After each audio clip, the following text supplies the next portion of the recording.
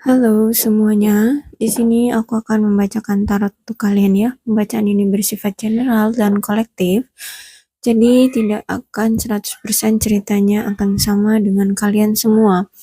Maka dari itu, berbijaklah dalam menanggapi pembacaan tarot ya. Dan jangan terlalu percaya 100% pada tarot, tetap gantungkan harapan, keinginan, dan apapun dalam pengambilan keputusan kalian di dalam hidup kepada Tuhan Yang Maha Esa ya. Oke, tema kali ini aku akan mengambil bacaan tentang keadaan orang ketiga atau pelakor yang sudah merampas hak orang lain. Jadi kondisi dia ya, keadaan dia. Orang yang telah menjadi sainganmu. Intinya pelakor itu ya, kondisinya seperti apa. Boleh kalian fokuskan pada orangnya, dan boleh juga kalian sebutkan namanya di dalam hati ya.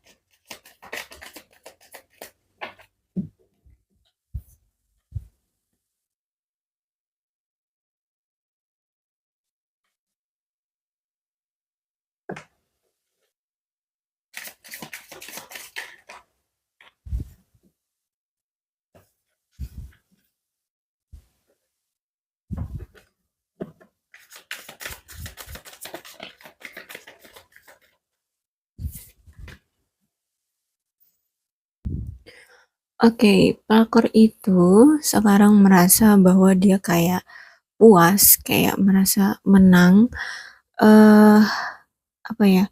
Ya dia merasa baik-baik saja, merasa diuntungkan gitu. eh Intinya setelah dia mengambil hak orang lain, ya dia merasa fine-fine aja, baik-baik aja, bahagia-bahagia aja. Bahkan dia merasa puas, merasa mendapatkan keuntungan dari orang itu, mendapatkan apa ya, eh banyak, ya mungkin banyak hadiah, banyak banyak apa ya, diberikan barang-barang mungkin ya. Intinya ya dia merasa bahagia, fine gitu, karena dia bisa mendapatkan apa yang dia mau. Ya, dan dia juga di sini sekarang hatinya itu kayak merasa kayak ada ketakutannya, ada kehati-hatian. Entah itu kenapa dia merasa kayak ketakutan, hati-hati gitu ya. Mungkin dia takut akan diminta kembali apa yang telah dia dapatkan dari seseorang kayak gitu ya. Jadi kayak mau ditagih lagi, mungkin itu yang dia takutkan. Tapi untuk saat ini aku lihat dia merasa ya fine-fine aja karena dia banyak mendapatkan keuntungan.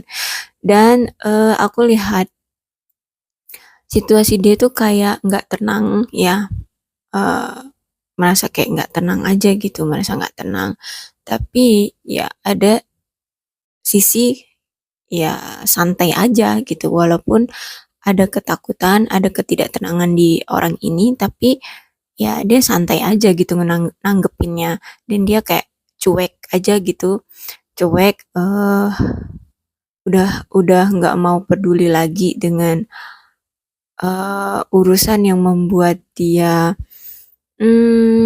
menjadi apa ya, hambatan dalam hidup dia gitu ya.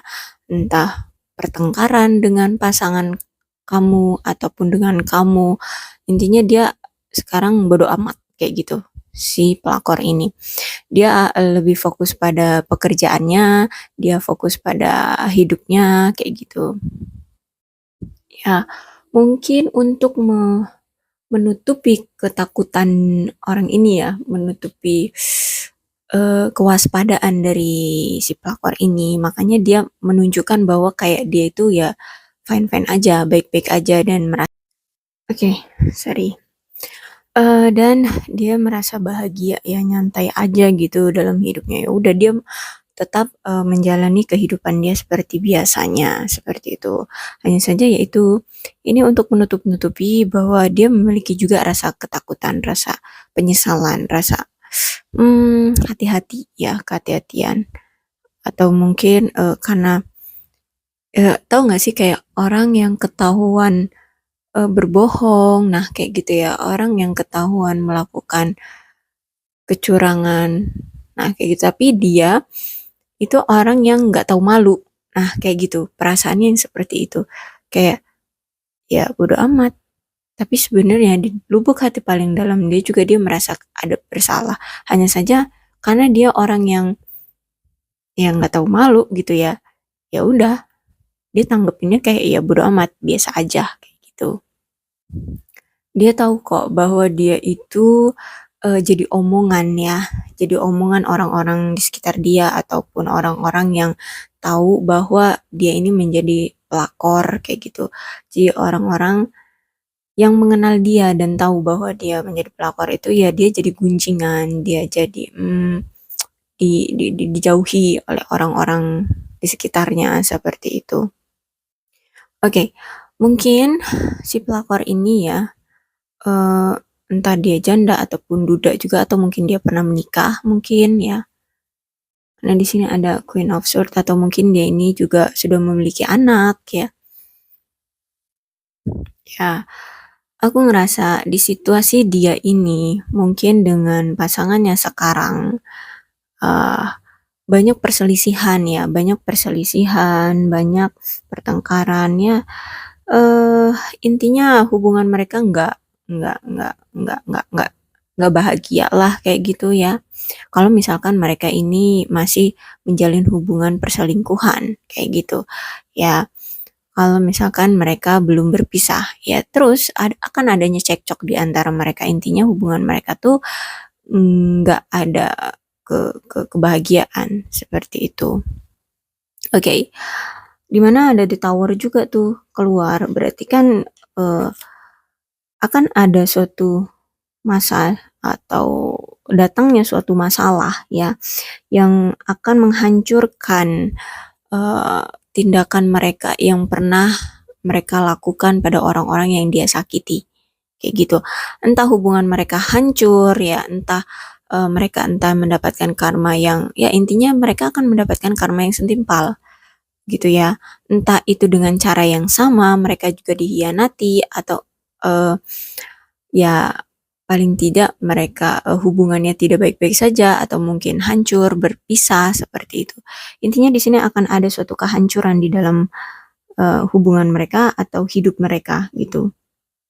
Intinya Pak, sorry, aib mereka itu akan terkuak gitu ya. Aib mereka akan mencuat, aib mereka akan ketahuan seperti itu, dan mereka akan sengsara, tersakiti pula ya. Apa yang kamu rasakan juga akan dirasakan oleh mereka gitu ya. Bagi mereka si peselingkuh ya, tapi bagi selingkuhannya itu tadi, ya memang dia memiliki ketakutan, tapi dia orang yang ya, tahu nggak sih orang yang nggak tahu malu, nah seperti itu.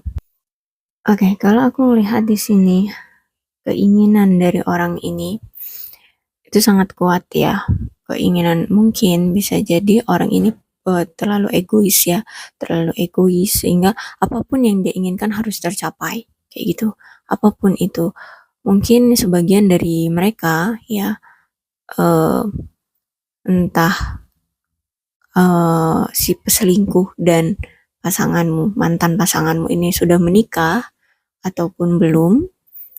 Ya, kalau misalkan mereka sudah menikah, aku ngerasa di sini memang banyak keegoisan di dalam hubungan mereka, banyak pertengkaran di hubungan mereka.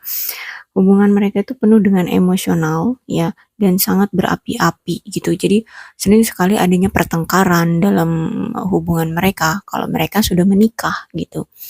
Ya. Dan ya tidak ada kedewasaan di antara mereka berdua gitu. Kalau mereka sudah menikah, ingat ya, kalau mereka menikah tidak ada kedewasaan di dalam hubungan mereka. Jadi makanya mereka sering cekcok seperti itu. Tapi kalau mereka eh, misalkan sudah berpisah gitu ya. Aku rasa si pelakor ini ingin memiliki kehidupan yang lebih baru aja gitu ya. Dia ingin meninggalkan sisi gelapnya atau mungkin ya meninggalkan orang itu.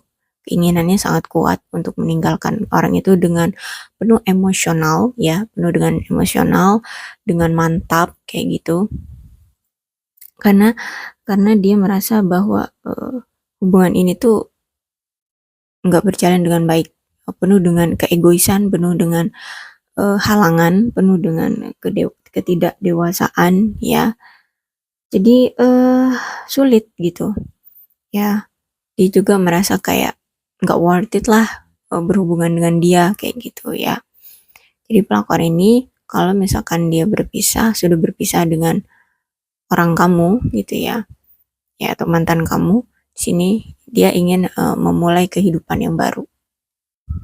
Tapi intinya si pelakor ini atau orang ketiga ini ya, itu sebenarnya banyak juga mengalami masalah ya, masalah terus ketakutan sehingga emosionalnya itu memuncak gitu loh. Kerjanya emosi aja, marah-marah aja kayak gitu ya, mau dia sudah bernikah dengan pasangan dia sekarang ataupun setelah dia berpisah kayak gitu ya, ataupun dia sudah berpisah dengan pasangannya, intinya emosian aja lah, marah-marah aja, banyak masalah aja dia itu, apapun masalahnya, intinya kayak masalah itu selalu mengejar-ngejar dia gitu ya. Oke, ada tuh Oxford ya, banyak keraguan-raguan yang dia rasakan juga ternyata, dan banyak ketakutan juga yang dia rasakan ya. Entah ini ketakutan menjalani masa depan dia, kehidupan dia seperti itu, ragu-raguan dia untuk masa depan dia. Ya, intinya seperti itu, kehidupan dia sebenarnya tidak setenang itu, tidak setenang seperti apa yang dia munculkan di depan kayak gitu. Tapi dia mencoba untuk yaudah bodo amat kayak gitu. Tapi sebenarnya ya dia tidak tenang. Dia banyak merasa waspada, dia merasa banyak ketakutan, kehati-hatian ya, dan dia pun takut juga untuk memandang masa depan gitu. Masih masih abu-abu gitu, kayak sanggup nggak nih ya gue ngejalani masa depan kayak gitu. Tapi dia mencoba untuk ya udah tetap fokus aja sama kehidupan dia, pekerjaan dia kayak gitu. Apa yang bisa dia lakukan? Seperti itu. Tapi aku lihat di sini ada di tower, ya mungkin masalah yang akan dia hadapi itu ya cukup membuat dia sakit hati dan ya sengsara lah ya kayak gitu, dan ya dia akan mengintrospeksi diri ya atas apa yang telah terjadi. Ya dia akan ya intinya dia akan lebih apa ya, menilai diri dia sendiri, memperbaiki diri dia sendiri. Oke, segitu aja aku rasa pembacaan untuk kalian. Mudah-mudahan ini resonate dan bisa memuaskan apa ya, kepenasaran kalian tentang bagaimana keadaan si pelakor ya yang telah mengambil hak-hak milik orang lain ini ya. Untuk kamu penanya dari pertanyaan ini, eh hanya kamu ya yang tahu ini resonate atau tidaknya. Ya aku tidak mau terlalu ikut campur ke dalam kehidupanmu atau mungkin memanas-manasimu. Tidak ada niat untuk seperti itu atau membongkar-bongkar aib kamu. No, eh intinya berbijaklah ya bagi kamu untuk menanggapi pembacaan tarot dan menanggapi situasimu sekarang kayak gitu. Lebih baik kamu berfokus saja pada dirimu sendiri, sembuhkan luka di hatimu, tidak usah berdoa yang jelek-jelek pada orang ini, pada pelakor ataupun orang yang telah berkhianat padamu. Nikmati hidupmu karena hidupmu berharga ya sayang. Oke, segitu segitu aja ya pembacaan aku untuk kalian semua. Kalau ini resonate, silahkan diambil pesan yang baik-baiknya aja. Kalau misalkan ada pesan yang buruknya, kalian buang jauh-jauh ya. Dan untuk zodiak ya, mungkin zodiak dari pelakor ini itu ada Capricorn, Taurus dan Virgo, Leo, Aries, Sagittarius, Aquarius, Libra dan Gemini. Oke, I think itu. Oh, dan energi yang paling kuat di sini itu ada Cancer, Aries. Oke, itu aja.